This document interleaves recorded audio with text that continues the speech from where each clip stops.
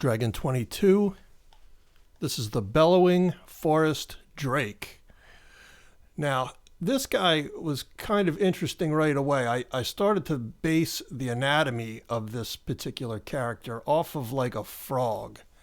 And you'll see that it develops even in the gesture that way. Sort of a combination between a frog and a little lizard of some sort, you know, with the spikes on the head.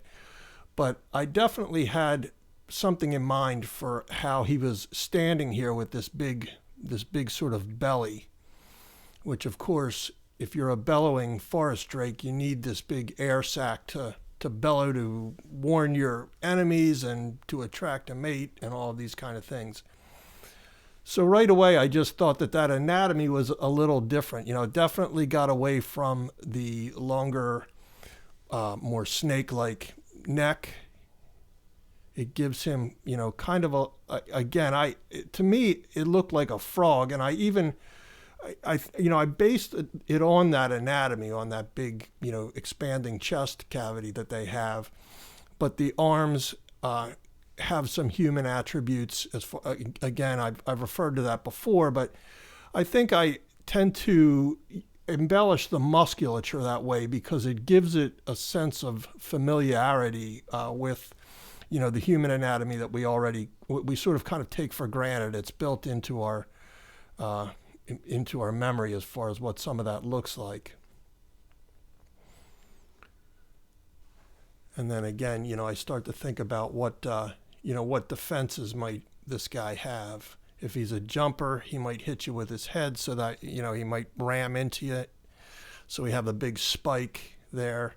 And the little kind of nodule spikes that go down his body are also somewhat defensive. If something were to bite him, they might get a little piece of those. So, you know, I'm thinking about all that kind of stuff as I'm starting to design this fella.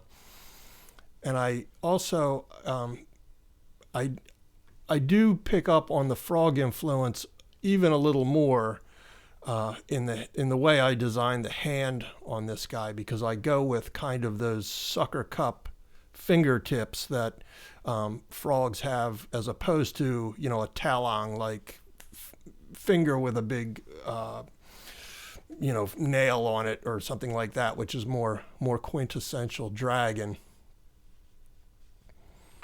But again, you know, this was one that I thought was a little more outside the box, and it was, you know, that's always interesting to me. Now the face, you know, in order to pull it back into the dragon world, I started to incorporate more of the traditional shapes in and around the eyes and the beak that I seem to favor, you know, a lot, that I think right away give it the look of a dragon, or at least the stare in the eyes, it gives it the look of a dragon.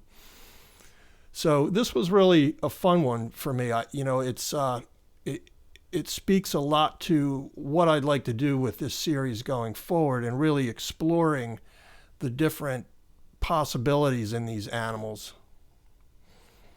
Now, with this guy, you know, he is, you know, I've mentioned many times here already the frog reference, but I don't really know what size I see this guy at. So I don't know if I see him as something that you would hold in your hand, something that's maybe the size of a dog, or something that's really big, you know, something that's more like an alligator, or, you know, the size of a horse or something.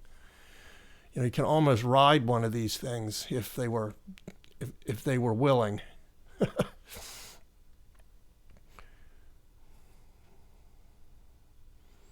Yeah, in the sketch here, I kind of stick to the fingers just being more like claws.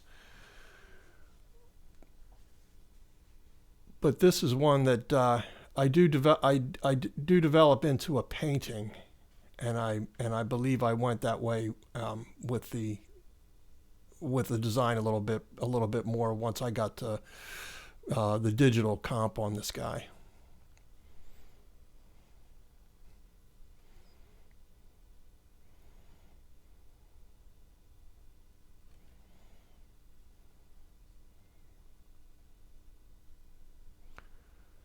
trying to indicate just a little bit of a shadow too to ground him. Like the back, you can see where the back leg and arm, I've really just thrown them away into silhouette. The front two appendages, the arm and the leg, are so well defined that you almost infer what those things look like in the back just from what's explained by the two in the front. And it lets me get away with just blocking that down as shadow.